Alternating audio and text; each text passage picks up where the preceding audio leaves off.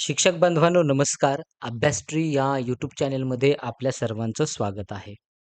मित्रांनो, आजच्या या व्हिडिओमध्ये आपण इंग्रजी विषय त्यामध्ये पेपर 1 आणि पेपर 2 साठी आवश्यक असलेले animals and their young ones म्हणजे प्राणी आणि त्यांची पिल्लं हे इंग्रजीमध्ये शिकणार आहोत, जे की आपल्याला हाय डिफिकल्टी लेव्हलमध्ये असणार आहे. मित्रांनो, असे प्रश्न म्हणजे जर आपण प्रश्न परीक्षेत आले, तर आपला 1 गुण या ठिकाणी फिक्स होऊ शकतो. त्यासाठी आपण या ठिकाणी हा घटक घेण्याचं नियोजन केलेलं आहे.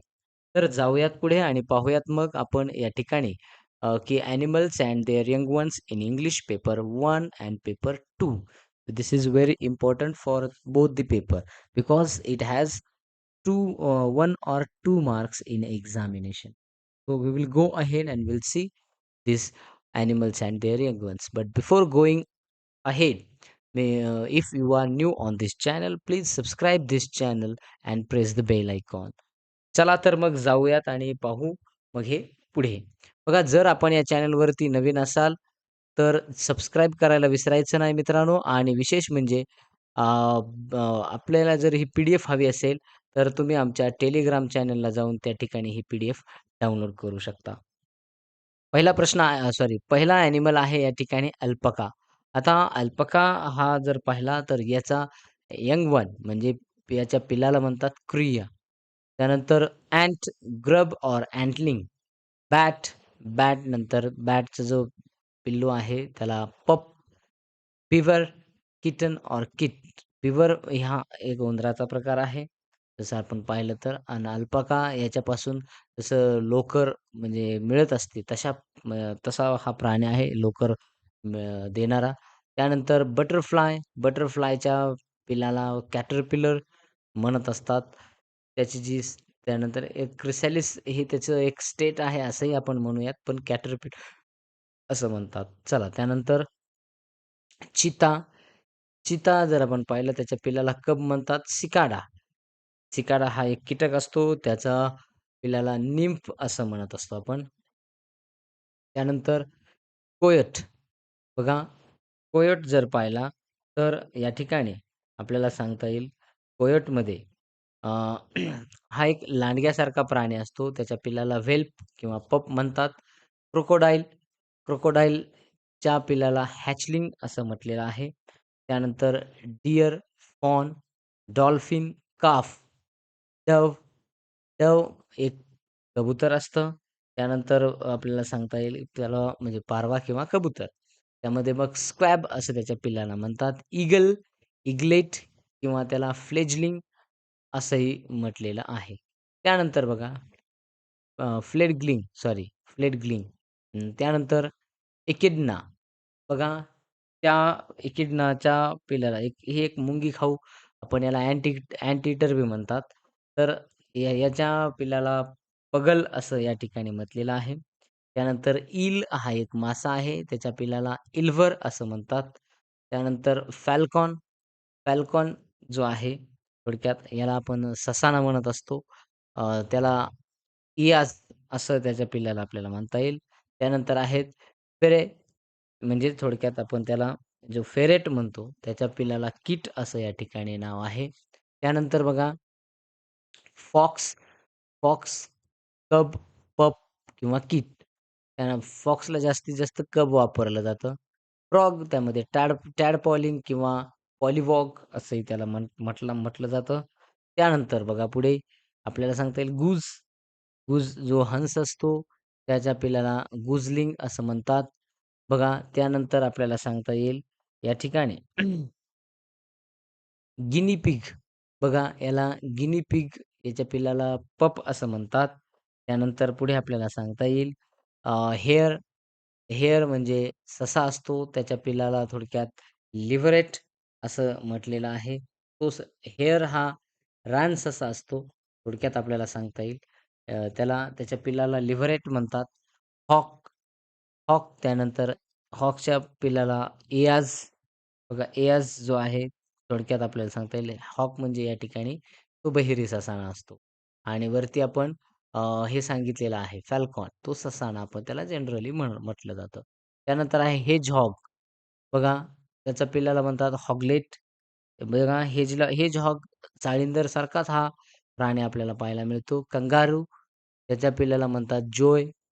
त्यानंतर पुढे आपल्याला सांगता येईल अ, बघा या ठिकाणी कोआला नावाचा एक प्राणी आपल्याला पाहायला मिळतो. त्याच्याही पिल्लाला जोय असं म्हणतात. जोई किंवा जोय. लमा बघा लामा याचा जो पिल्लू आहे त्या पिल्लाला सुद्धा प्रिया किंवा क्रिया असं म्हटलेलं आहे. क्रिया. त्यानंतर मूस बघा या ठिकाणी आपल्याला सांगता येईल, की यामध्ये म्हणजे जर आपण पाहिलं तर मूस जो आहे एक मोठ्या प्रमाणात हरिणच असतं एक प्रकारचं. थोडक्यात मोठं असतं. त्याला काफ त्याच्या पिल्लाला म्हणतात. मस्किटो, रिगलर किंवा टम्बलर असं मच्छराच्या किंवा डासाच्या पिल्लाला म्हणतात. त्यानंतर आहे अपोझम. बघा अपोझम जर आपण पाहिलं किंवा त्याला अपोसम असंही म्हणतात. बघा त्याच्याही पिल्लाला जुई असं म्हणत असतात. तर ओटर त्यानंतर आहे ओटर म्हणजे ही मांजर जे असतं त्याला ओटर म्हणतात. त्याच्या पिल्लाला व्हेल्प किंवा पप असं या ठिकाणी म्हटलेलं आहे. त्यानंतर औल बघा घुबड आउलेट म्हणतात. त्यानंतर जो तितर पक्षी आहे, ज्याला आपण पॅट्रिज म्हणत असतो. सॉरी पार्ट्रिज असं म्हणत असतो. तर ते पार्ट्रिज जो आहे थोडक्यात त्याच्या पिल्लाला थोडक्यात आपल्याला सांगता येईल चिपर असं नाव आहे.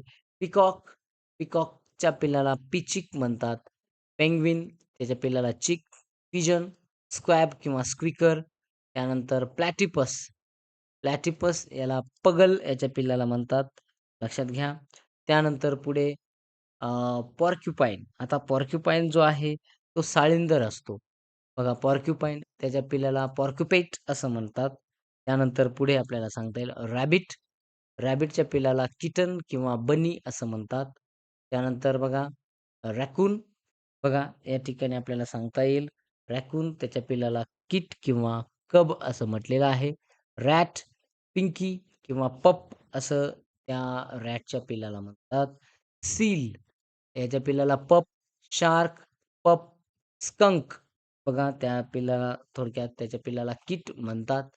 स्नेक, स्नेकलेट किंवा याला हॅचलिंग असंही म्हटलेलं आहे. स्पायडर, स्पायडरलिंग, स्वॅन, सिग्नेट ऑर फ्लॅपर असं आपल्याला सांगता येईल. स्वॅन म्हणजे एक प्रकारचा तो राजहंस असतो. बघा त्यानंतर बघा या ठिकाणी आपल्याला सांगता येईल टर्की. टर्की जो आहे त्याला पोल्ट असं म्हणतात. वॉलरस, कब किंवा पप आणि वुल्फ, व्हेल्प किंवा पप. तर अशा प्रकारचे हे 50 आपण या ठिकाणी animals and their young ones पाहिले. पण काही एक्झामच्या ट्रिक्स या ठिकाणी सांगूयात. Hare versus rabbit. Rabbit's young one is kitten or bunny, but hare's young one is leveret. This is a classic trick equation. Trick question बघा. त्यानंतर pigeon or dove. Most birds have chicks, but pigeons and doves have squab. Birds of prey. While an eagle has an eaglet, falcons and hawks have an eas. बघा त्यानंतर आपल्याला सांगता येईल marsupials. It's not just kangaroos. The young ones of koalas, wombats or opossums are called joey. त्यानंतर बघा fish aquatic यामध्ये बघ an eel's young is an elver which is highly unusual term. म्हणजे ईलच्या पिल्लाला एल्व्हर म्हणतात. तर frequently appears in difficult vocabulary sections. बघा अशा प्रकारे ही अवघडात अवघड आपल्याला सांगता येत असते. चला तर मग या ठिकाणी आपण थांबूयात आणि पुढच्या व्हिडिओमध्ये घेऊन येऊयात एक खास महत्त्वाचा घटक. तोपर्यंत थँक सो मच.